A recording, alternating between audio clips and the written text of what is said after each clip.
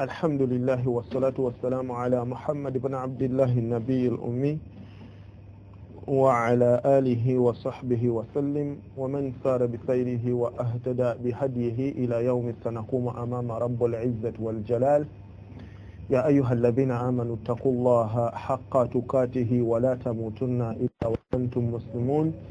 يا أيها الناس اتقوا ربكم الذي خلقكم من نفس واحدة وخلق منها زوجها وبث منهما رجالا كثيرا ونساء واتقوا الله الذي تساءلون به والأرحام إن الله كان عليكم رقيبا.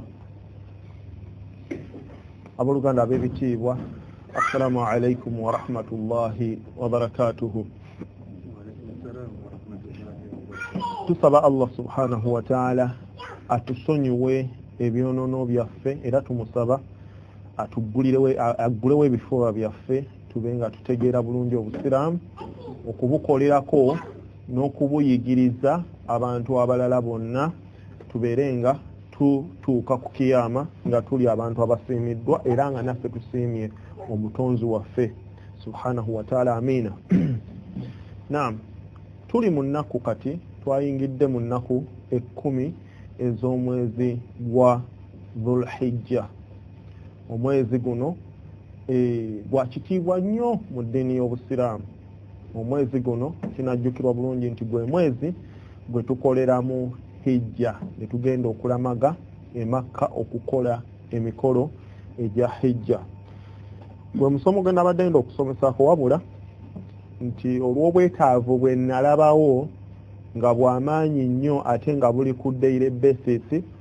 nembeera nti nja kulekayo eddakiika 2 nsabe mukadde wange oyo ajja agubeeko kyagwogerako biizinillah mumanye ebyetaagisa mu mwezi guno. Nze ngenda kusomesa ku biki ebyogerwa mu swala. Nalaba nga esswala kintu kikulu nnyo, tugisaala buli lunaku, naye wiiki eri eyaggwa nagezaako okugamba abantu basaalemu tulabe biki bye boogera mu swala, ng'abasinga obungi tebakola ki, tebabimanyi. N'ensalawo nzije mbisomeseeko wano tulabe biki bye twogera mu ki mu swala biiznillahi azza wa jalla. Lwaki esswala tugisaala emirundi egisukka mu 5? Bwe ngamba emirundi egisukka mu 5 kiba kitegeeza nti 5 jjo gyatteeka nga tuseeka okugisaala, naye ate era tusaalayo n'esswala endala ezaki eza sunna. Kiba kitegeeza nti kikulu nnyo nnyo nnyo nnyo nnyo. Nabbi Muhammad agamba ti sallallahu alayhi wa sallama, agamba nti awwalu ma yuhasabu bihi al-abdu yawma al-qiyamati as-salah fa in wujidat naqisatan ruddat fa in wujidat tamma qubilat wasa'iru amalihi fa in wujidat naqisa ruddat wasa'iru amalihi. Nti omulimu ogenda okusooka okubalibwa yawma al-qiyama egenda kubeera swala ku muddu. Bwe lisangibwa nga nzijuvu, alhamdulillah, n'emirimu emirala giriba gikoze ki, gigenda kukkirizibwa. Allah subhanahu wa ta'ala agikkirize okuva esswala lwekoze ki, lweteredde. Bwe lisangibwa nga nkendeevu, nabbi agamba sallallahu alayhi wa sallama nti ruddat wasa'iru amalihi, n'emirimu emirala gigenda kuddizibwa, tegigenda kukkirizibwa okuva esswala lwekoze ki, lwefudde. Kati kiba kitegeeza ki? Nti weerwaneko oyige esswala nabbi Muhammad nga bwe yagikola ki, oba ye yakenyini yatwala omutawaana najja olunaku olumu mu masjidi n'asaala. Bwe yamala okusaala n'akyuka n'abagamba nti swallu kama ra'aytumuni usalli, musaale nga bwe mulabye enkola ki, bwe mulabye ensaala. Ekyo nno kikulu nnyo. Kiba kitegeeza nti buli kyonna nabbi kye yakola mu swala oteekwa kugisaala nga bwe yakikola ki, bwe yagisaala. Inna salata kana ala almu'minina kitaban mawquta. Mazima swala kuva ddi na ddi yavadda nga yalaalikibwa kubakkiriza. Naam, esswala etandika na wuzu. Wuzu yo bw'eneefa n'esswala eba ekoze ki, eba efudde. Kiba kitegeeza ki? Luli twayiga okufuna ki ewuzu ne tugenda wabweru, buli omu n'abeera ng'akola ki, afuna ewuzu. Ne tulaba edduwa gye tusoma nga tumaze okukola ki, okufuna ewuzu, nayo egamba nti أشهد أن لا إله إلا الله وحده لا شريك له وأشهد أن محمدا عبده ورسوله اللهم اجعلني من التوابين واجعلني من المتطهرين سبحانك اللهم وبحمدك أشهد أن لا إله إلا أنت أستغفرك وأتوب إليك omusiraamu yenna ateekwa okukwata ebigambo ebyo nno bw'omala okufuna wuzu n'oyogera ebigambo ebyo nabbi yagamba sallallahu alayhi wasallam mu hadisi eri mu Bukhari nti oggulirwawo emiryango gy'ejjana gyonna 8 amakulu ng'oli free okuyingirira mu ki mu gwoba oyagadde that is ng'ogifunye bulungi n'ogitereeza bulungi n'olyoka osoma n'edduwa ki eyo mujjukire nti bw'ofuna wuzu nga togambye bisimilla eyo teba wuzu nabbi yagamba tekkerezebwa tewali wuzu ya muntu yenna atasomye ki bisimilla n'olwekyo soma bisimilla funa ebiyungo nga nabbi bwe yakola ki bwe yabifunyisanga biizinillah n'oluvannyuma osome edduwa eyo naam kati ekigenda okuddako kwe kwaziina tuyina enkola mu kwaziina ku mizigiti egisinga obungi ng'abantu baba baazina bakooloobya ekyo nno si nkola ya Bilal ibn Rabah omwazinyi wa Nabbi Muhammad sallallahu alayhi wa sallam yasookera ddala mu ddiini eno okwazina nti Allahu akbar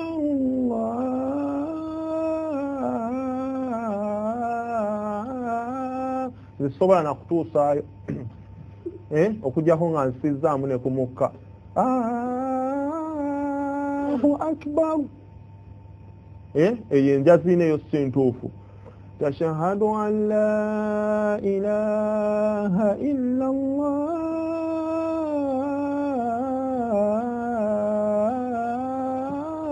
ebyo oba otaddewo harakati mmeka simanyi na kumanya oba maddu ki gy'oba weezuuliddeyo tekiriyo ekyo Bilal ibn Rabah yayazinanga maddu ezimanyiddwa nga yazina atya kamba aziniremu nti Allahu akbar Allahu akbar olaba harakati bbiri weziri ziteekwa kubaawo bbiri ku linnya lya Allah nti Allahu akbar Allahu akbar Allahu akbar ashhadu an la ilaha illa Allah ashhadu an la ilaha illa Allah أشهد أن محمدا رسول الله أشهد أن محمدا رسول الله حي على الصلاة حي على الصلاة حي على الفلاح حي على الفلاح الله أكبر الله أكبر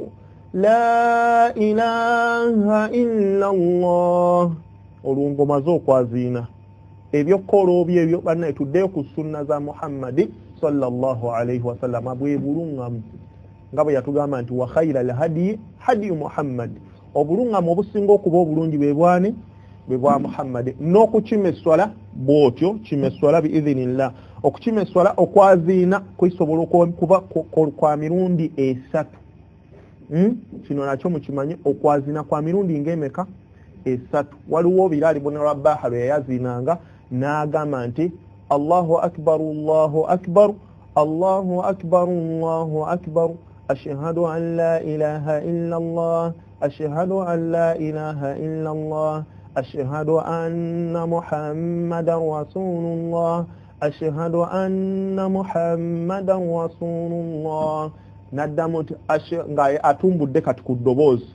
ashhadu an la ilaha illa Allah ashhadu an la ilaha illa Allah ashhadu anna Muhammadan rasulullah ashhadu anna Muhammadan rasulullah n'agenda ne hayya ala salat paka jekola ki jekoma olwazina lutuufu era jeruli mu sunna z'omubaka Muhammad sallallahu alayhi wa sallam. Naam, kati katugende ku dua omuntu gyasoma nga bamaze okwazina banna ekyo kikulu nnyo okwazina nabbi yagamba sallallahu alayhi wa sallama nti omwazinyi bw'aba yazina faqulu mithla ma yaqulu almu'adhdhin omuwazinyi bw'abanga yazina naawe ddamu ng'omwazinyi bw'akola ki bw'agamba illa fi hayya ala salat okujjako bw'atuuka ku kigambo nti hayya ala salat wa hayya ala alfalah qul gwe gamba gwawulira nti la hawla wala quwwata illa billah biri byonna kyayogera naye bw'atuuka ku hayya ala salat gw'oddamu nti la hawla wala quwwata illa billah bw'atuuka ku hayya ala alfalah ng'oddamu nti la hawla wala quwwata illa billah paka gyekoma kati bw'agamba nti la ilaha illa Allah waliwo abantu abalina akajanja nga bakola bida n'agamba nti haqqu la ilaha illa Allah n'ayongerako nti Muhammadu Rasulullah nedda nabbi agambye nti gamba ng'omwazinyi bw'akola ki bw'agamba nti la ilaha illa Allah naawe gamba nti la ilaha illa Allah then eki bw'omala soma edduwa y'okwazina nabbi gye yatuyigiriza naye yegamba etya nti wa ana ashhadu an la ilaha illa Allah wahdahu la sharika la wa anna Muhammadan abduhu wa rasuluhu tekawo akasubi ako agamba nti wa ana ashhadu an la ilaha illa Allah wahdahu la sharika lahu wa anna Muhammadan abduhu wa rasuluhu kati bw'atuuka ku Muhammadi ate taddamu kugamba nti wa ashhadu anna Muhammada abduhu wa rasuluhu nedda wabula bw'atuuka ku Muhammadi agamba nti wa anna Muhammadan taddamu nti wa ashhadu anna Muhammada abduhu wa rasuluhu no wabula ogamba nti ashhadu an la ilaha illa Allah wahdahu la sharika la wa anna Muhammadan abduhu wa rasuluhu raditu billahi rabba wa bi Muhammadin rasula wa bil islami dina nabbi agamba sallallahu alaihi wasallam bw'otuukawo nti bw'obyogera ebyo byokka gufira lahu ma taqaddama min dhanbihi omuntu aba abyogedde asonyiyibwa amazambi ge gonna byakulembeza okukola ki kola nolwekyo olina okukikola ki kati kiri mu njigiriza abamanyi bagamba nga Nasruddin Albani mwomutwalidde nti bw'oba oyagadde oyogera ebyo oba sekyo oyogera bino byengenda okugamba osaalira omubaka Muhammadi n'osoma n'eryo edduwa omusaaliro otya olondayo mu nsaaliro omusanvu ze yatuyigiriza n'omusaalira nalwo olwo olusaalira then n'osoma edduwa egamba nti Allahumma rabba hadhihi da'wati tamma wa salati alqa'ima ati Muhammada alwasila walfadila wab'athuhu maqaman mahmuda alladhi wa'adda eyedduwa ebintu ebyembasomesa muno mu husnul muslim mwebiri mu katabo kana ka husnul muslim mukola ki mwebiri muddeyo mukagule kagula paundi 2 zokka ate bakakyusa mu nnimi ez'enjawulo mu luzungu mwekali mu luganda mwekali mu luswahili mwekali nolekyo kajja kuyambako ku bino byenkola ki njagala kugenda ku swala kuba kyekikulu ennyo kyenyagiza okusomesa akeswala munda mu swala ebyogerwa munda mu ki mu swala bw'omala okukima eswala tewali kugamba nti nawaitu swalli farada swalati oba ya subuhi ti subuhi rak'ataini nedda ekyo kiri bid'a tekiriiko bujulizi bwonna ekyo kiri ani bid'a kitegeeza ki kyekintu ekizuuliddwa mu ddiini nga nannyini kukikola oyo asuubira okufunamu empeera kati ekintu ekyo bwe kitabaako bujulizi bwonna mu ddiini oba okoze bid'a oba okoze ekintu ekizuuliddwa mu ddiini ngambye nti bid'a gwe mulimu gwonna ogukolebwa mu ddiini y'Obusiraamu naye nga teguliiko bujulizi kuva mu Qur'ani wadde mu Sunna wadde mu balongoofu abaakulembera naye nga nannyini kugukola ogwo agukola nga ibaada agukola nga okusinza Katonda era ng'asuubiramu okufunamu empeera kati omulimu ogwo ye bid'a oyo tagenda kunywa yadde ku luzzi lwa Nabbi Muhammadi sallallahu alaihi wasallama be bayita Kawthara hadisi mweri Muslimu ziringa musanvu nabadde nsomako nga nabbi yagamba tebagenda yadde okutuukirira kuwadde kuki bali babajjambu bajjabo bannabbi abakola bid'a mu ddiini bamalayika babakuta olukwata babajjewo olujja babatwale kati nabbi agamba nti ummati ya rabbi ummati ay Allah abo bantu abo bakibiina kyange bakibiina kyange bamugambe nti Muhammadi la ta'lam tomanyi bantu bano bye bakola ba'daka ngomaze okuvaawo. Nolekyo nabbi agamba agenda kugamba nti fasuhka mubongereyo abo abakyusa eddiini yange, abo abakyusa obusiraamu, abo abateeka ebintu ebipya mu ddiini. Naam, kati bw'omala okukimesa oyolekera mu kibula, ebigere byo nga bitunudde bulungi mu kibula, n'owanika emikono n'ogamba nti Allahu akbar.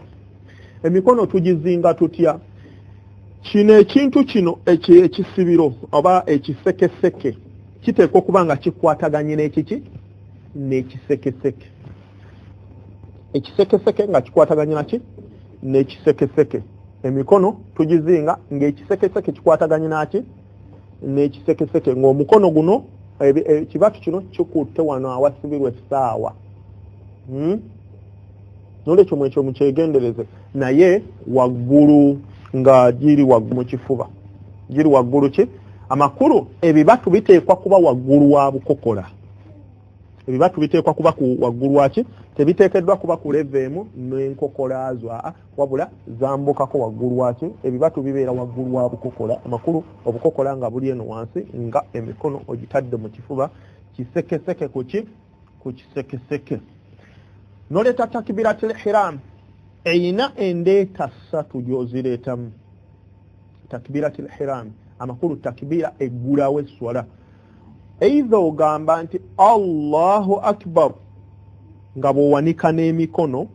omulundi gumu n'obireeta, omulundi gumu n'ogamba nti Allahu akbar. Oba si ekyo osooka takbira n'oluvannyuma n'owanika emikono otya n'ogamba nti Allahu akbar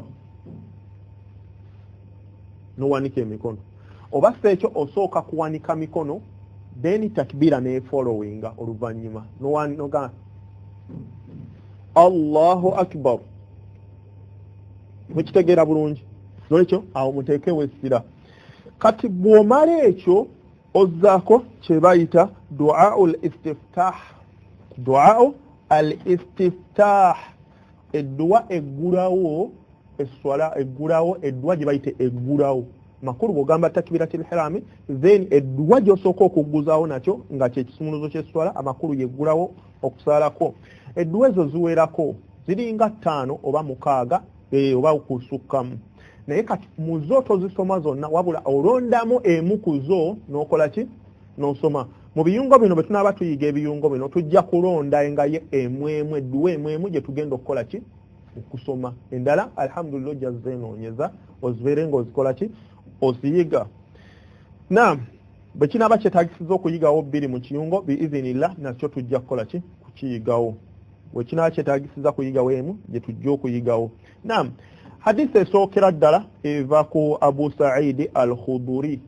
ng'atuyigiriza mu hadisi eri mu Nasaa'i ku volume 2 hadisi 1033 agamba nti omubaka yagambanga nti subhanaka allahumma wa bihamdika wa tabaraka ismuka wa ta'ala jadduka wa la ilaha ghayruka. Iyo hadisi eyo ye dua gye tujja okusoma eggulawo ki eggulawo esswala. Njagala tugiddemu subhanaka allahumma wa bihamdika, temwalidde ku mmere. Subhanaka allahumma wa bihamdika wa tabaraka ismuka wa ta'ala jadduka wa la ilaha ghayruka. Subhanaka allahumma wa bihamdika wa tabaraka ismuka wa ta'ala jadduka wa la ilaha ghayruka. Naam, eyo nno yeddua eggulawo eki esswala. Makulu ng'ogambye nti Allahu akbar, subhanaka allahumma wa bihamdika wa tabaraka ismuka wa ta'ala jadduka wa la ilaha ghayruka. Waliwo n'endala ngambye tujja kuyigayo emu oba 2 wekinaaba kikoze eki. Waliwo endala egamba nti Allahu akbar kabira, Allahu akbar kabira, Allahu akbar kabira, walhamdulillahi kathira, walhamdulillahi kathira, walhamdulillahi kathira, وسبحان الله بكرة وأصيلا وسبحان الله بكرة وأصيلا وسبحان الله بكرة وأصيلا eyo naye eggulawo ng'obiddamu emirundi esatu eyo naye eggulawo waliwo n'endala etandika inni wajjahatu wajhiya naye tugambye katuyigewo emu oba ki bbiri ekyo bw'okimala ozzaako okwekingiriza sitaani kuba ogenda kusoma Qur'an Allah yatugamba oba ogenda okusoma Qur'an fasta'idhu billahi wekingiriza shaitani n'ekyo ne muswala nabbi sallallahu alaihi wasallama yalinga yekingiriza sitaani bwe yabanga agenda okusoma Qur'an ozzaako n'ogamba nti a'udhu billahi as-sami'il 'alim minash shaitani rajim min hamzihi wa nafthihi wa nafthihi eshekiddako a'udhu billahi as-sami'il 'alim minash shaitani rajim min hamzihi wa nafthihi wa nafthihi waliwo riwaya egamba nga tekirimu as-sami'il 'alim ng'ogamba a'udhu billahi minash shaitani rajim min hamzihi wa nafthihi wa nafthihi njagala tukiddemu a'udhu billahi as-sami'il 'alim من الشيطان الرجيم من همزه ونفخه ونفثه أعوذ بالله من الشيطان الرجيم نعم ينيشو جيشيري وينزو قام أعوذ بالله السميع العليم من الشيطان الرجيم مجدد أعوذ بالله السميع العليم من الشيطان الرجيم من همزه ونفخه ونفثه ايونو حديث يوغروا جبير بن مطعم جبير بن مطعم erimu Abu Dawuda mu volume esooka ku hadisi namba 23 eyo ojja okugisanga then ozzaako ki ozzaako okusoma surat al-Fatiha ozzaako ki okusoma surat al-Fatiha n'ogamba otya nti bismillahir rahmanir rahim ogisoma mukama bwekyo no yali enkola ya nabbi Muhammad sallallahu alaihi wasallam mu swala ez'olwatu ng'agisoma mukama bwatyo Abubakar as-Siddiq bwe yakola Umar ibn al-Khattab ne Uthman ne Ali naye bwatyo bwe yakola ki bwe bakola kati abala abazisoma mu lwatu simanyi bujulizi naye nga nabbi yatulamira kwekwata ku nkola y'abaswahaba be kukwekwata ku nkola ye n'enkola y'abaswahaba be abo abalungamizibwa nga nabo bebaani bebo bemmenye ogamba nti a'udhu billahi as-sami'il 'alim minash shaitanir rajim min hamzihi wa nafthihi wa nafthihi bismillahir rahmanir rahim muchama alhamdulillahi rabbil alamin arrahmanir rahim مالك يوم الدين إياك نعبد وإياك نستعين اهدنا الصراط المستقيم صراط الذين أنعمت عليهم غير المغضوب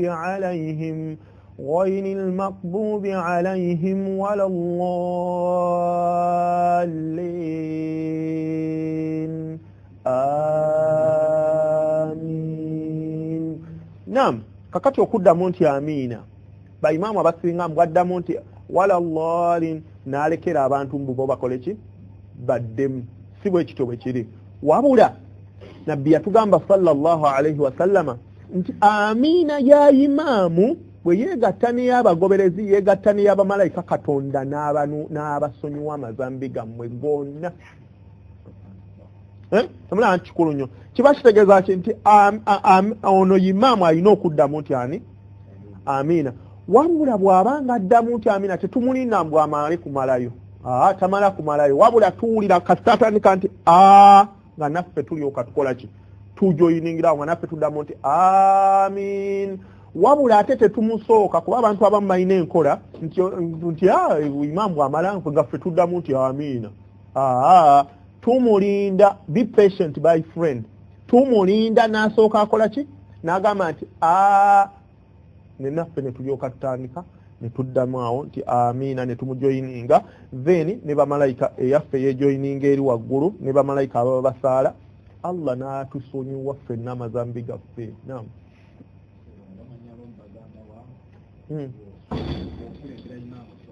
Bw'okulembera imaamu esswalayo ki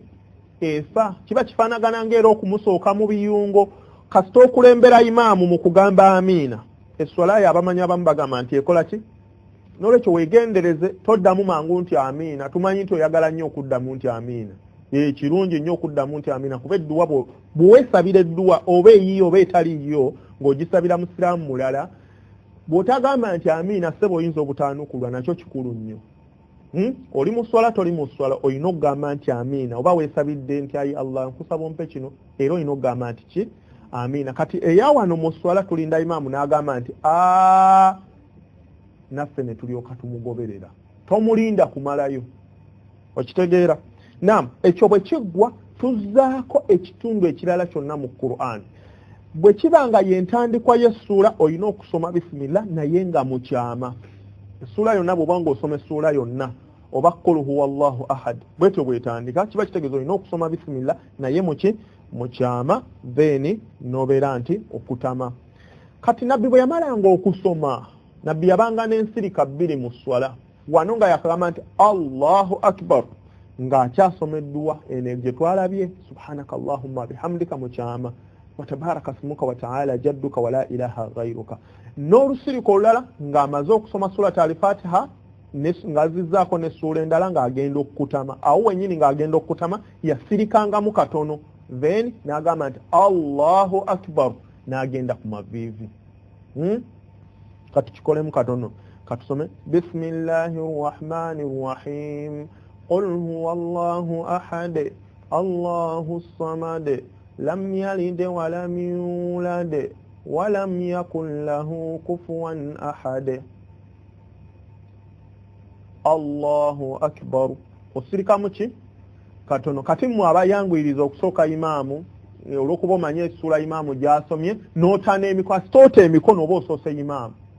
toyina kuta mikono kubanga omanyi ogenda ku maviivi. Abalala bakikola wano kubbayina sajida tayini nga imaamu agamba agenda okuddayo ng'olaba oli ali ku bunkenke atandise n'okusooberera agenda akutaamiriza alinda imaamu paka mbu agambe nti Allahu akbar. Ekyo nno kikyamu oyina kusigala nga weesimbye paka lw'owulira nti Allahu akbar ate n'owulira nga Allahu akbar esembayo ku nnyukuta esemberayo ddala ku kigambo ekyo naawe n'olyoka otandika okugenda ku biyungo. Temugendera kumuna imaamu kikyamu nnyo ekyo okiraba. Buli kaseera oyina kulinda imaamu n'amala okutuukira ddala ku kiyungo kyo naawe n'olyoka ogenda ku kiyungo kyo. Muntegeera bulungi. Naam, katulabe ku dduwa esomebwa ku maviivi gye bayita du'a urruku'i. Kati edduwa esomebwa ku maviivi era nazo ziriwo nnyingi ojja zisanga ziriwo nga 5 oba 6 naye londayo emu gy'oba okola ki gy'oba osabisa nayo gy'oba otendereza nayo Allah subhanahu wa ta'ala. Edduwa gye tumanye ennyo ffenna egamba nti subhana rabbiyal azim subhana rabbiyal azim subhana rabbiyal azim mukiddemu subhana rabbiyal azim togamba subhana rabbiyal azimi nga bye twasomanga ekyo kiba kuyigiriza abaana bato naye nga enjogera entuufu gamba nti subhana rabbiyal azim subhana rabbiyal azim mukiddemu subhana rabbiyal azim subhana rabbiyal azim okyogera emirundi 3 oba 5 oba 7 nga mirundi jansobi paka ku mirundi 10. Kati gwe gyoba oyagadde gyoba okola ki gyoba osoma naye ng'otandikidde na mirundi emeka 3 oba 5 oba 7 oba 9 11 13 15 paka ono paka lwotuuka kumeka ku mirundi 10. Awo nno nabbi yalwangawo nnyo ku sujudu oba ku ruku'i ng'akyatendereza Allah subhanahu wa ta'ala. Eyo hadisi yayogerwa Hudhaifa bin al-Yamani ngeri mu Abu Dawuda. Naam, katulabe era ku dduwa endala kuba eyo ffenna abasinga tugimanyi katukyuseeko. Kati awo ku maviivi kati eno nnungi nnyo gye ngenda okubayigiriza. Lwaki? Era yeemu ebigambo bye bimu byennyini by'okozesa ne ku sujudu. nga bw'obikozesa wano ng'okutamya era byebimu by'okozesa ne muki ne mu sujuudu kiba kitegeeza ki nti olina advantage bbiri ojja bikozesa wano ng'okutamya ate obikozese ng'ovunnamye kati weewayeyo obiyige ate nga bitendereza nnyo Allah subhanahu wa ta'ala olutendereza ogamba otya ogamba nti subuhun qudusun rabbul malaikati warruhi subuhun qudusun rabbul malaikati warruh jagala tubiddemu subuhun qudusun rabbul malaikati warruh subuhun qudusun rabbul malaikati warruh subuhun qudusun rabbul malaikati warruh ekyo kyogera omulundi gumu n'okola ki bw'omala okukyogera then oba okugenda kutambulukuka hadisi eyo eva ku maama waffe Aisha radiyallahu anha ng'eri mu Muslimu volume esooka ku hadisi 353 nolwekyo teekayo amagezi ogiyige egamba subuhun quddus rabbul malaikati warruh gisome kijja kuyamba biidhnillahi azza wa jalla. Naam, barakallahu fikum. Katugende maaso kati waliwo kibayita du'a'ur raf' min ar-ruku' okuyime okusituka oba okutamulukuka okuva ku mavivi okutamulukuka okitegeera kabo bakayita akawakatirwa akajjuluzi nti simba simbulula mu Luganda bakayita akawakatirwa akaki akajjuluza makulu kutama kati kutamulukuka zimba zimbulula panga pangulula kati ako bakayita akawakatirwa akaki akajjuluzi kati oba wakutamye kati ng'ogenda okutamulukukayo kati waliwo edduwa gye tusomanga tukutamulukuka okuva mu swala tugamba tutya nti sami'a Allahu liman hamida abantu abamu bagamba mbu samiya tekiri samiya kiri sami'a ng'okozeseza aini sami'a Allahu liman hamida sami'a Allahu liman hamida liman hamidahu sami'a Allahu liman hamidah mugambe nti sami'a Allahu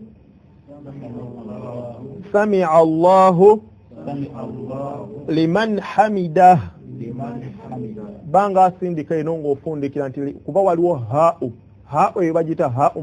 marubutwa efundikira bweti oba ojogera ng'oyimirira ku kigambo osindika kisindike nti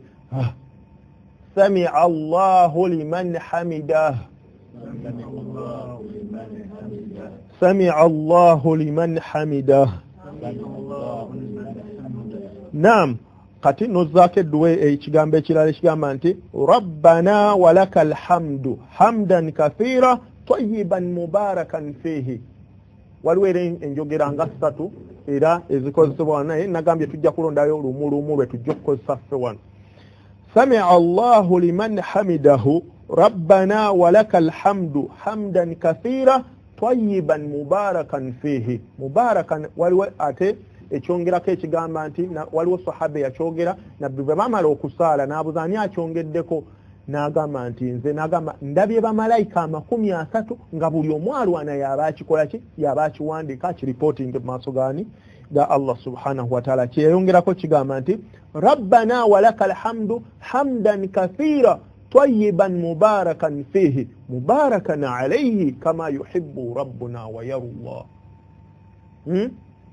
Naam, kati tugenda ffe naye koma wano awagamba nti olwokuba nti kati tukyayiga tuyigeko bitono bye tunaasobola okulya.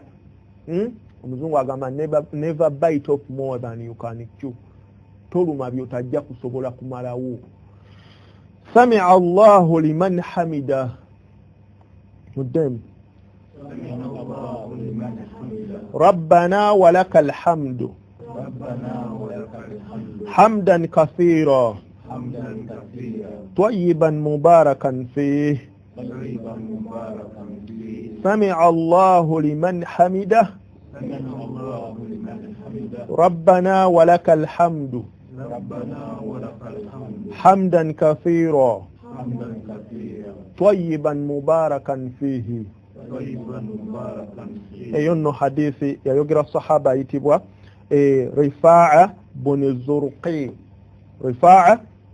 bunani Zurqi nga erimu al-Bukhari ma'a al-Fath mu volume eyokubiri ku hadithi namba 284 era zombi waziri egamba nti sami'a Allahu liman hamida naye eryawo wennyini mu Bukhari mu volume eyokubiri ku hadithi namba 285 eno ya 284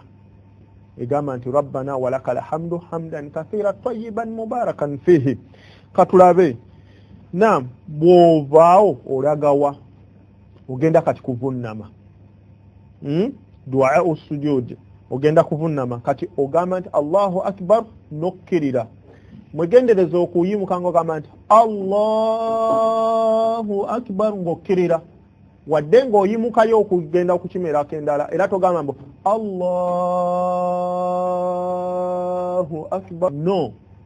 okyamya erinnya lya Katonda ng'oli wa maddu lazimu terina waawo waliwo harakati bbiri gamba nti Allahu akbar oyimukeyo oba Allahu akbar okkirire. Naam bw'otuuka ku sujudu ogamba ki? Ogamba nti subhana rabbiyal a'la subhana rabbiyal a'la muddemu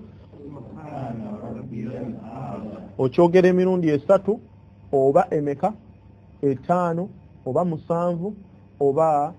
mwenda 11 13 15 17 19 21 paka ku 10 yotuuka ku meka ku 10. Naam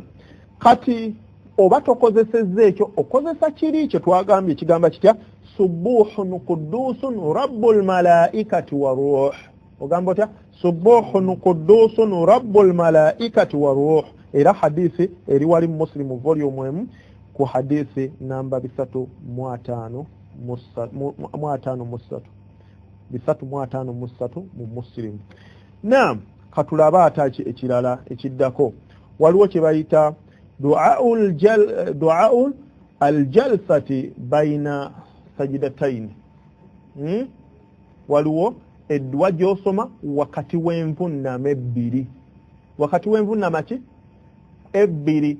kitegeeza nti wavunname noga nti Allahu akbar subhana rabbiyal a'la subhana rabbiyal a'la subhana rabbiyal a'la Allahu akbar. Kati biki byoyogerera awo ng'otuddemu awo byetwagala okulaba then ate olyoka okole ki oddewo ogamba nti rabbighfirli kyeki kyokka. Waliwo n'endala naye twagambye tujja kuyigayo ki imwemu ne tubawo obuvunaanyizibwa mugende muyiga endala weziri nnyingi. Ogamba nti rabbighfirli okyogera emirundi ebiri noddawo n'ovunnama mukiddemu rabbighfirli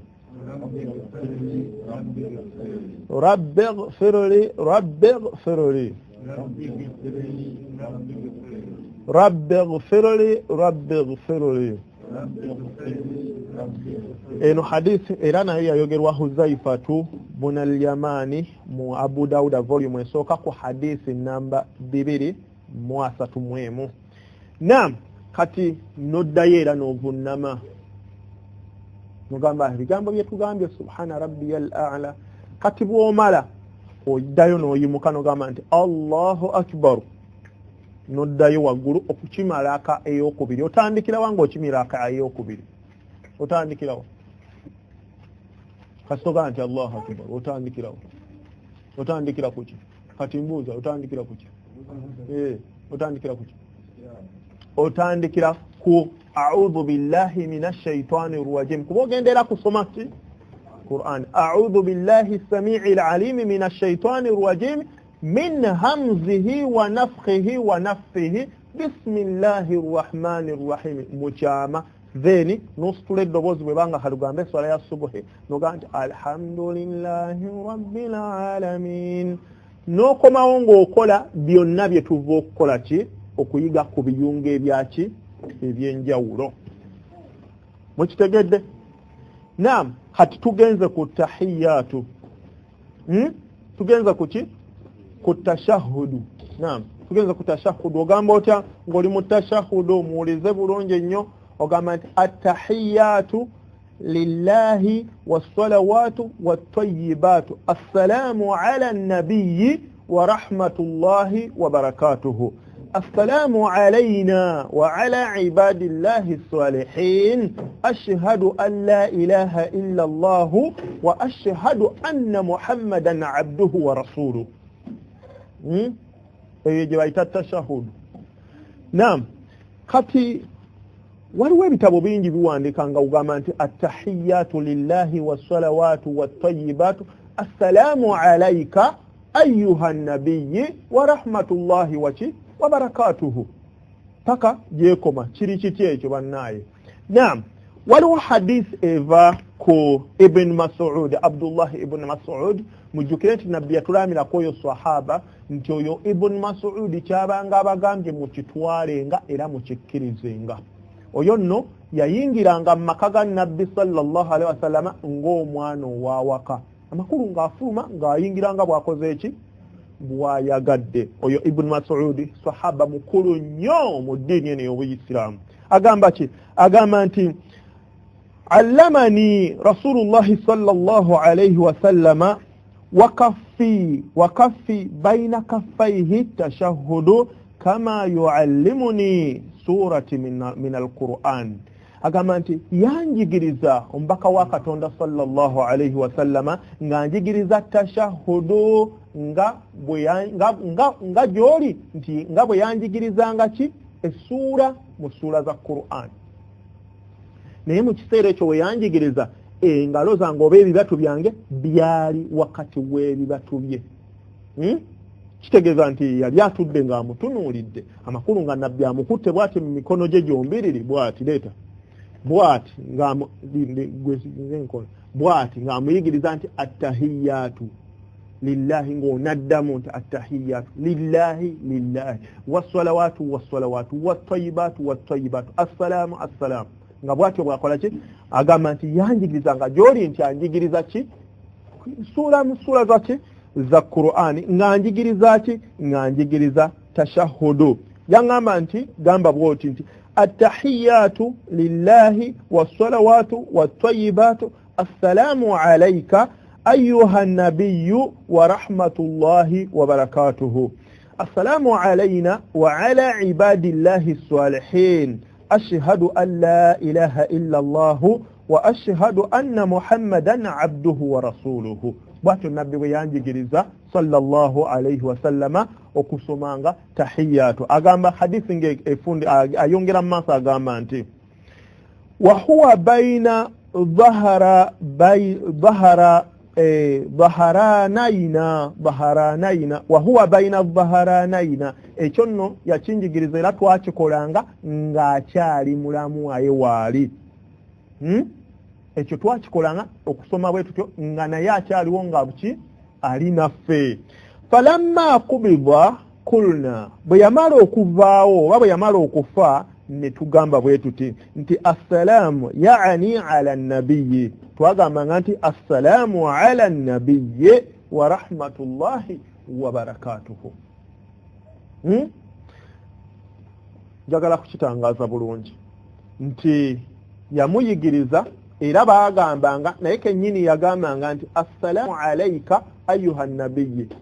Alayka kitegeeza kuggwe nga wooli. Kyekino kyayogedde eri mu nkomerero ya hadithi nti awo yali ng'akyali ki mulamu nga yatusaaza n'otukola ki n'otusaaza nga tugamba nti assalamu alayka ayyuha nabiyyi, emirembe gibeere ku ggwe owange omubaka wa Katonda. Falamma kubidwa, bwe yamala okuvaawo kulna ne tutandika okugamba ffenna wamu nti assalamu ala nabiyyi, emirembe gibeere ku nabbi. Assalamu ala nabiyyi. Mujukira nti nabbi yatugamba nti alaykum bisunnati wa sunnati khulafa'ur rashidin. Oba mu hadithi endala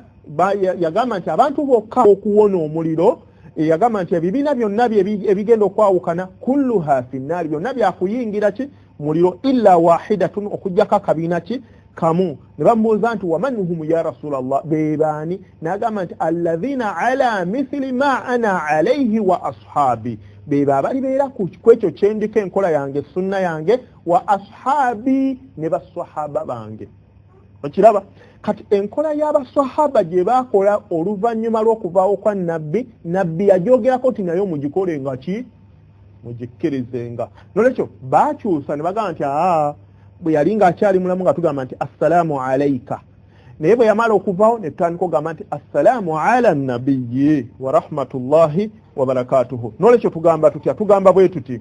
nti attahiyatu lillahi wassalawatu wattayibatu assalaamu ala nabiyyi wa rahmatullahi wa barakatuhu assalamu alayna wa ala ibadillahi as-salihin ashhadu an la ilaha illa allah wa ashhadu anna muhammadan abduhu wa rasuluhu eyo tashahudu ebewedde eyo hadisi eriruddawa eri mu Bukhari volume ey'omunaana ku hadisi 625 nyambye nti eri mu Bukhari mu volume ey'omunaana ku hadisi namba 625 weyimirira naam eyo nno ye tahiyatu kati bwomala kiki ekiddakaawo kusaalira nabi kye bayita salatu nabi nabbi yatuyigiriza ensaalira mmeka 7 kwezo 7 olondayo ki lumu n'obeeranga omusaalira nalwo mutegeera kye ŋŋamba kwezo 7 olondayo ki lumu n'obeeranga omusaalira nalwo katulabeyo lumu oba 2 kwezo ze bamusaaliranga nazo oba ze tuyigiriza okusaalira mujjukire nti aya eno bwe yamala okukka egamba nti inna allaha eri mu suratul ahzab egamba nti inna allaha wa malaikatahu yusalluna ala nabi ya ayuha alladhina amanu sallu alayhi wa sallimu taslima agamba nti aya egamba nti mazima ddala Allah asaasira nabbi Muhammad sallallahu alayhi wa sallam ne bamalayika be bamusabira emiki bamusabira okusaasira kwa Allah kubeere ku Muhammad ya ayuha alladhina amanu abange mu abakkiriza sallu alayhi namme mu musabira oluki olusabira wasallimu taslima mu mwagaliza emirembe olwagaliza kati bwe yamala okukka ne bajja ne bamugamba nti ya rasulallah tumanyi bwe tukutoolera salaamu naye tukusaalira ate tutya nga Allah bwagambye n'abayigiriza enjigiriza zino mmeka 7 era ze tumusaalira nazo muki mu swala tugamba tutya olusaliro olusooka nti allahumma salli ala muhammadin wa ala ali muhammadin kama barakta kama sallaita ala ibrahima wa ala ali ibrahima innaka hamidun majid allahumma barik ala muhammadin wa ala ali muhammadin kama barakta على إبراهيم وعلى آل إبراهيم إنك حميد مجيد olwerusali loluki olusooka ku lusali azebula basoffa ogamba nti Allahumma salli ala Muhammadin wa ala ali Muhammadin kama sallaita ala Ibrahima wa ala ali Ibrahima innaka Hamidun Majid Allahumma barik ala Muhammadin wa ala ali Muhammadin كما باركت على إبراهيم وعلى آل إبراهيم إنك حميد مجيد olwerumuku nsaalira olwemusanvu naam ne wabaawo olusalira luno Allahumma salli ala Muhammadin wa ala azwajihi wa dhurriyyatihi kama sallaita ala ali Ibrahima wa barik ala Muhammadin wa ala azwajihi wa dhurriyyatihi كما باركت على آل إبراهيم إنك حميد مجيد دبدلنا اللهم صل على محمد وعلى أزواجه وذريته كما صليت على آل إبراهيم وبارك على محمد وعلى أزواجه وذريته كما باركت على آل إبراهيم إنك حميد مجيد إذا زومبي من بخاري olusooka luli mu Bukhari ma'a al-Fath volume yokubiri ku hadisi bisatu ku hadisi bina mu 8 hadisi bina mu 8 endala eri mutaffaqun alayhi eri mu Bukhari neki ne Muslim eyokubiri egyensembezaayo n'ekyo muteekeyo amagezi bw'oba tomanyi kusoma tahiyatu munnange wegendereze ate swala bwe tabaamu surata al-Fatiha nga tomanyi gisoma eswala munnange chwe toyina bwe mutabaamu kusaalira nabbi kuno kwe tulabye era eswala tokola ki tolina nga mujjukira bulungi nti omuntu eyagisaala n'agikendeeza bukendeeza ruddat wasairu amali emirimu gye tegigenda nagyo kukkirizibwa ye hadisi eri gye twasoose okukola ki okusoma naam katugende mu maaso ku bw'omaliriza ebyo omaze okusaalira nabbi ogambye attahiyatu lillahi wassalawatu wattayibatu assalamu ala nabiyyi wa rahmatullahi wa barakatuhu assalamu alayna wa ala ibadillahi as-salihin أشهد أن لا إله إلا الله وأشهد أن محمدا عبده ورسوله اللهم صل على محمد وعلى أزواجه وذريته كما صليت على آل إبراهيم وبارك على محمد وعلى أزواجه وذريته كما باركت على آل إبراهيم إنك حميد مجيد تشوزاكو أزاكو كويسابيلا غوينيني edduwa nabbi Muhammad sallallahu alaihi wasallama ziyatuyigiriza edduwa eno yateeka yogisoma okusinziira ku hadisi yava ku Abu Huraira naddala nga yabuuza mutabani we nti edduwa eyo ogisomye osodde salamu naye ogisomye n'amugamba ddamu okole ki osaale bw'amugamba nti ddamu okusaala kiba kitegeeza nti munnaye swala eyo eri mu luki ekintu kyolese kyatteeka mu ki mu ddiini nolekyo Abu Huraira atuyigiriza nga nabbi sallallahu alayhi wa sallama yatuyigiriza tugambe nti Allahumma inni a'udhu bika min adhabi al-qabr wa min adhabi jahannama wa min fitnati al-mahya wal mamati wa min sharri fitnati al-masih ad-dajjal jagala tujiddem Allahumma inni a'udhu bika muddemu n'amaanyi nammwe اللهم إني أعوذ بك من عذاب القبر ومن عذاب جهنم ومن فتنة المحيا والممات ومن شر فتنة المسيح الدجال تقامت ومن شر فتنة المسيح الدجال اللهم إني أعوذ بك من عذاب القبر ومن عذاب جهنم ومن فتنة المحيا والممات ومن شر فتنة المسيح الدجال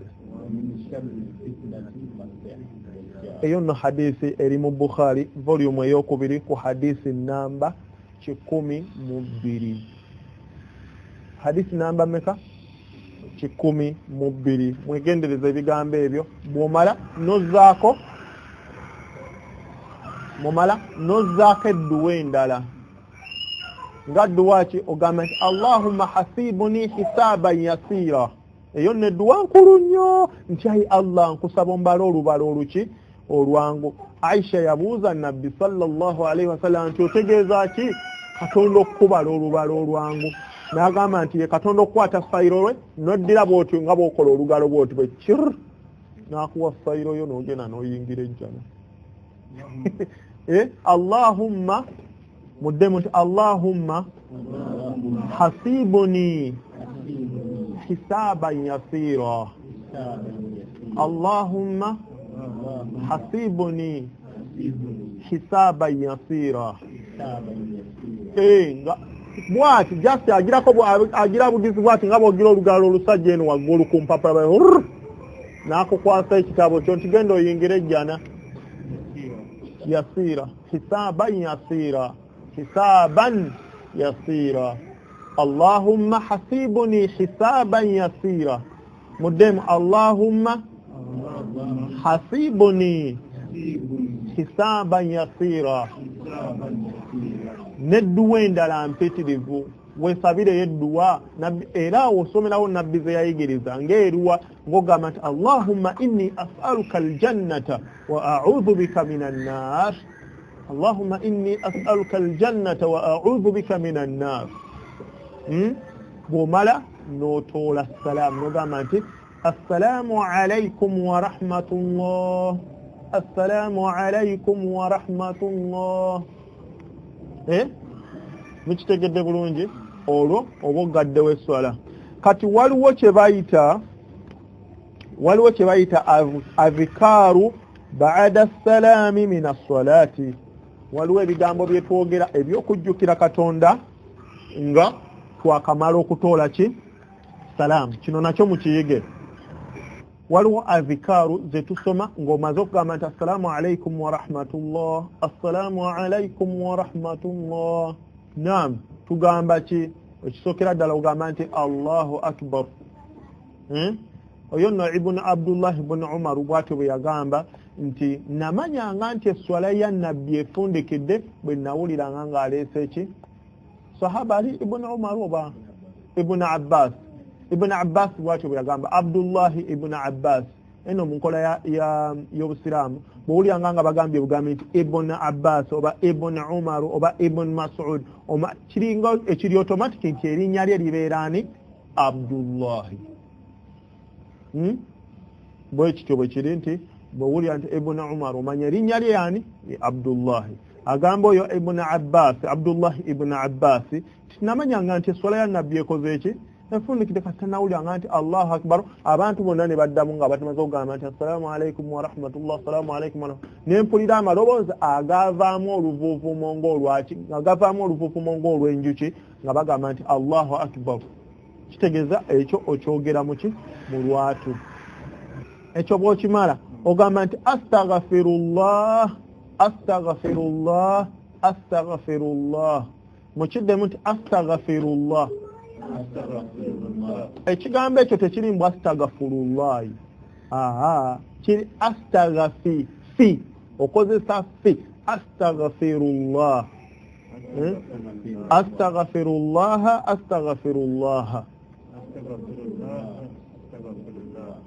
emirundi emeka emirundi esatu bw'omala n'ogamba nti allahumma anta salam wa minka salam tabarakta ya dhal jalal wal ikram mukitegedde bulungi bw'omala n'ogamba nti tabarakta ya dhal jalal wal ikram ebigambo ebyo biri luddawa byayogerwa sahaba ayitibwa Thawban ye yayogera ebigambo ebyo nga hadisi yeri muslimu volume esooka ku hadisi namba 414 ekyo bw'okimala kikyozaako ozaako kuleeta bweba swala ya subuhi ozaako okwogera ebigambo bino nti la ilaha illa allahu wahdahu la sharika lahu lahul mulku wa bweba swala yonna si swala ya subuhi ogamba nti la ilaha illa allahu wahdahu la sharika lahu lahul mulku wa lahul hamdu wa huwa ala kulli shay'in qadir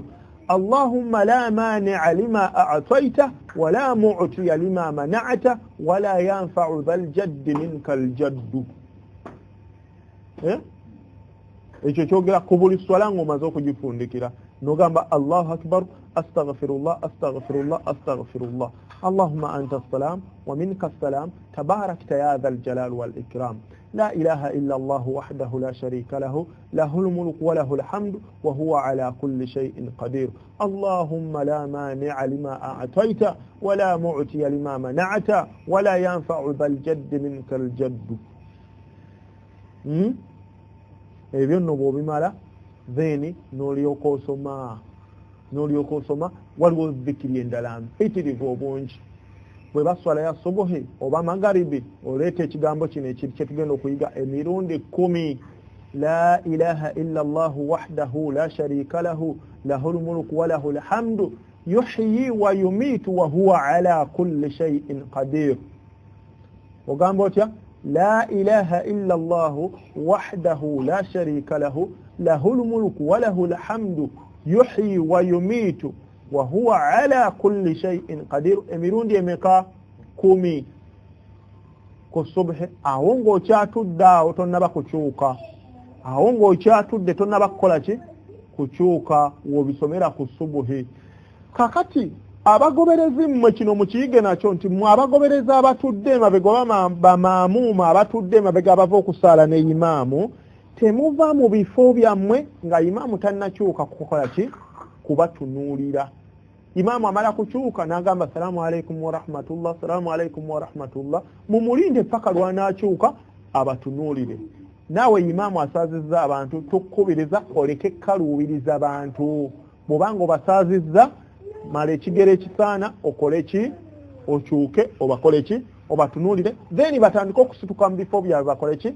bagende. Eyo hadisi ekwata ku baami ffekka abakyala tebakwatako. Bw'oba osomye volume Bukhari volume esooka hadisi ezisemberayo ddala nga nnya zigamba nti okuggyako abakyala bo baayimukanga mu bifo byabwe ne bakola ki ne bagenda naye nga ffe abaami tetuyimuka mu bifo byaffe okutuusa nga nabbi amaze okukola ki kututunuulira. So hadisi ezisemberayo ddala mu volume esooka mu Bukhari agamba nti nalowooza nabbi kyaba tayagala tukwatagane naki n'abakyala bo bayimuke bagende bwe banaamala okutuuka eyo nga bagenze nga tetukyasobola kubalengera naffe nga tulyoka tukola ki yalowooza bw'atyo nti bw'alowooza nti bwekityo bwe kyakola ki nabbi kye yagenderanga mu ekyo naye nga temuva mu bifo byammwe mu abaami nga imaamu tannakyuka kukola ki kubatunuulira.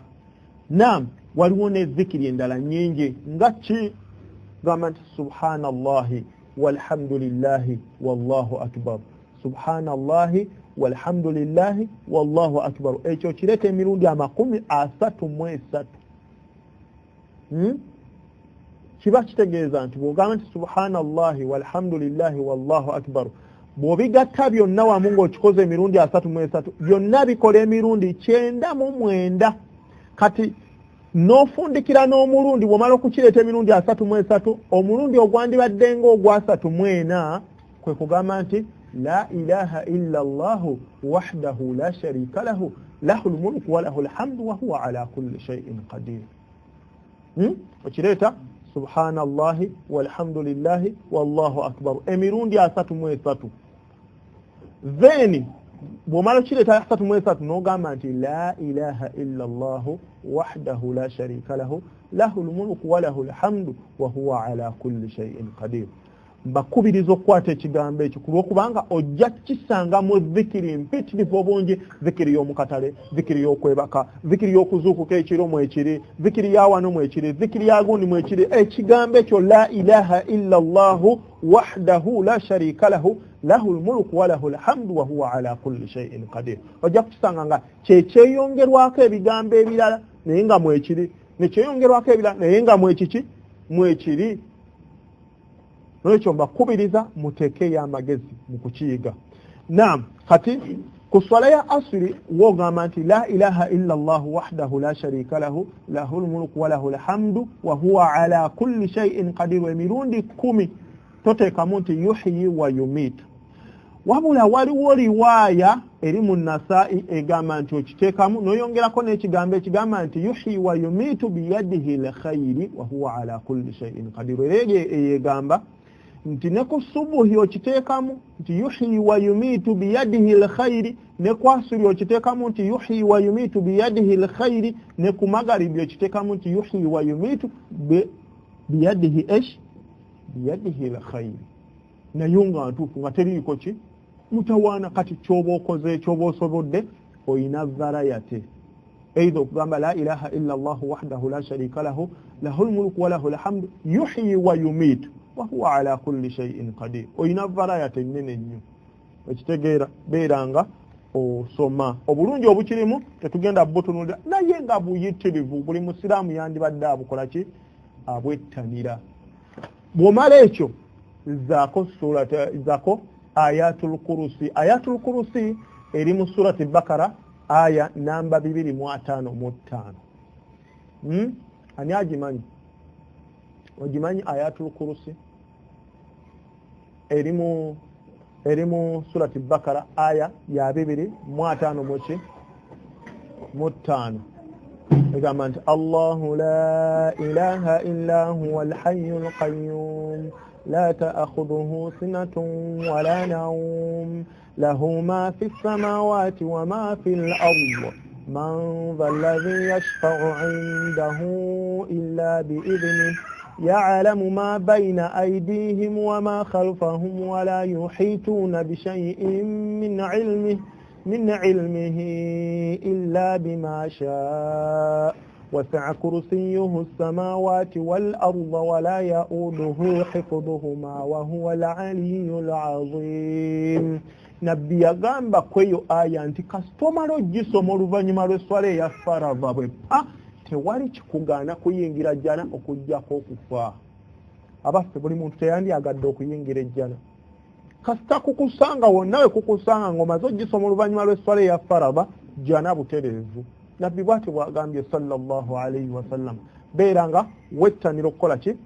okuyiga ebintu ebyo. Nedduwa endala nnyingi nnyo z'osoma oluvannyuma lw'esswala eyalaalikibwa. N'olwekyo mubeere nga mwegendereza ebintu ebyo okubiyiga. So bw'onooba tukoleddemu sedde mu musomo ogwo buli omu wano njagala agifune sedde eyo addeyo ayiga ebiki ebigambo ebyo biidhinillahi azza wa jalla. Wabaawo alina kyabuuza ku sswala akibuuze. Mbuuza ku bintu binyanga bisatu. Ekisooka ku gundi ogambye bw'osituka n'oyita noga nti a'uuzu billahi minash shaitani minni nafsihi wa nafsihi okireeta buli kulaaka buli lwoba osituse ogamba nti a'uuzu billahi minash shaitani rrajim min hamzihi wa nafthihi wa nafthihi buli laaka ng'oyimuse. Ekyokusatu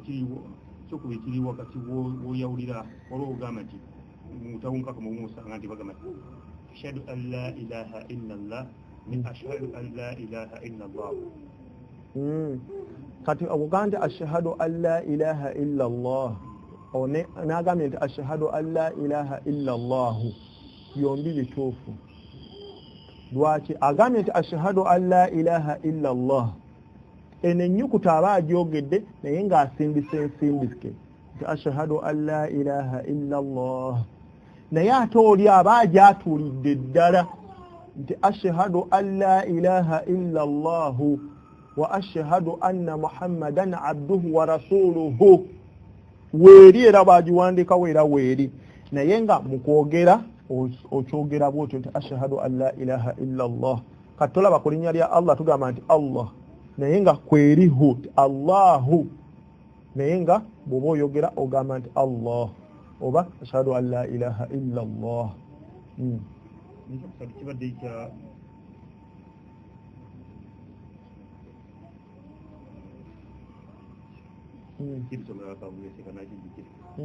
Ani alina kyabuuza?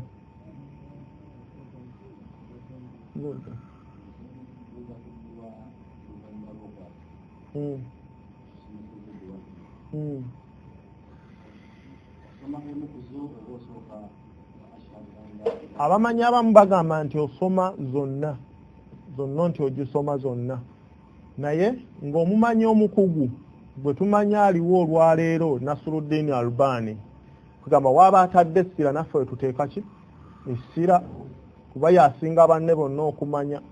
Yagamba nti osomako emu ku zo ogamba nti ashhadu an la ilaha illa allahu wahdahu la sharika lah wa anna muhammadan abduhu wa rasuluhu raditu billahi rabba wa bi muhammadin rasula wa bil islami diina. Eiza komaawo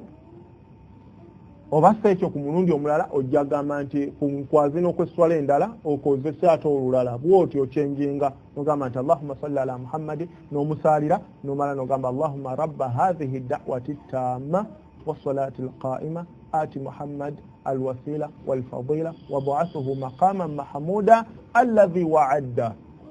Kati ssebo naye ng'ebyo tebitwawula mu ddiini. Oli bw'abanga asomye zonna abamanyi abamu bwe batyo baakiraba nti osoma zonna, ate abamanyi abamu bagamba nti nedda osomako kimu bw'atyo omubaka bwe yayigiriza oba osomako bw'ekyo. Abantu baga nti byonna yabiyigiriza tubisome. Kati ssebo ky'oba okutebenkedde nakyo ky'okola ki kyogenda nakyo ebyo tebitwawula mu ddiini nga bwolaba okuzza emikono mu kifuba oba obutagizaawa mu kifuba tomugamba nti eyo swala yenfa abamanya bwe batebakitegeera nti nabbi agamba ki mu kuzza emikono nti bwe yayimukanga ebiyungo bye byonna byatebenkeranga mu bifo byabyo tewali wegamba butereevu nti emikono gyaddangayo mu kifuba ate tewali wegamba nti emikono yagiteekanga wano ne gikwata ku bisambi teriiwo wabula ffenna entegeera tutegeera mu ki ntegeera eyo naye nga tusinziira nti ani asinga obukugu mu kumanya ensonga eno nti gundi n'otebenkera n'oyo munno naye bw'osanga yatebenkera naye n'oli tomuvumirira n'oga nti gwe kati gw'oswala kya ezo enjawukana tezitwawukanya mu ddiini wadde okugaana okugoberera omuntu bw'atyo ate mbuza kuduwa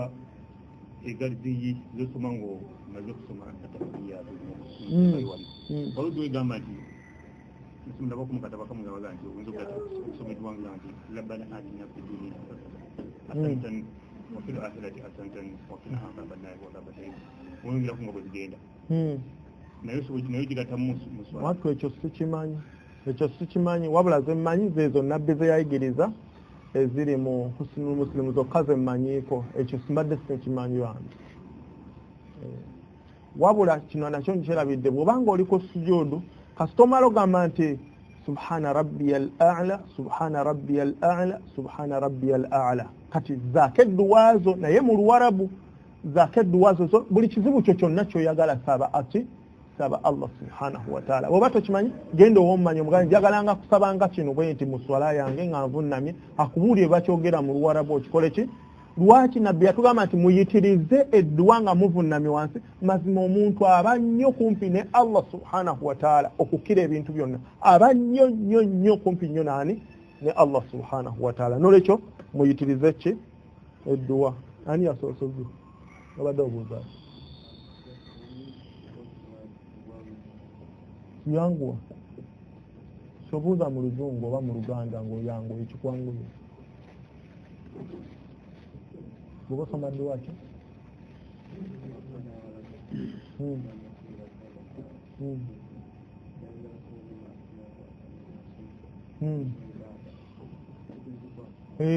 naye mu ku dduwa eziri awo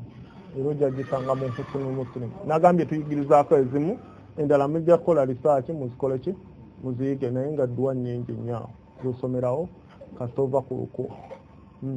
oluvannyuma lwa tahiya osobola okusomerawo dduwa yonna dduwa eziri mu Qur'an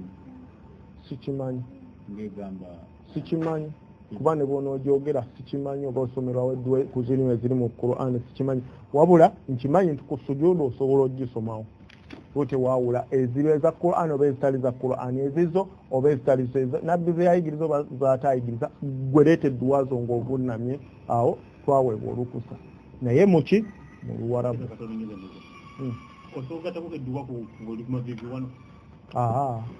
okujjako ezo zokka nabbi ze yayigiriza ku maviivi okutamye olina kwogera ebyo byokka nabbi wokka we baatukkiriza ng'ovunnamye ng'okoze ki ng'ovunnamye ate ne ku dduwa zino ennyingi ennyo bazzikiri ennyingi ennyo nabbi ze yatuyigiriza olondako keemu gy'osoma olondawo keemu yokka gy'okola ki gy'osoma tozigatta wadde nnyingi togaa nti eno yagiyigiza kangisome neeno kangisome neeno kangisomerewa osomayo emu yokka naam buuza tugende sebe obudde wabihamdihi bangamba waliwo omuntu eyangambako nti waliwo abagamba nti kongereko bwongezi naye sikiinaako bujulizi sinnakikolako research sikimanyi kituufu ono agambye nti kituufu Sheikh Hamza agambye nti kituufu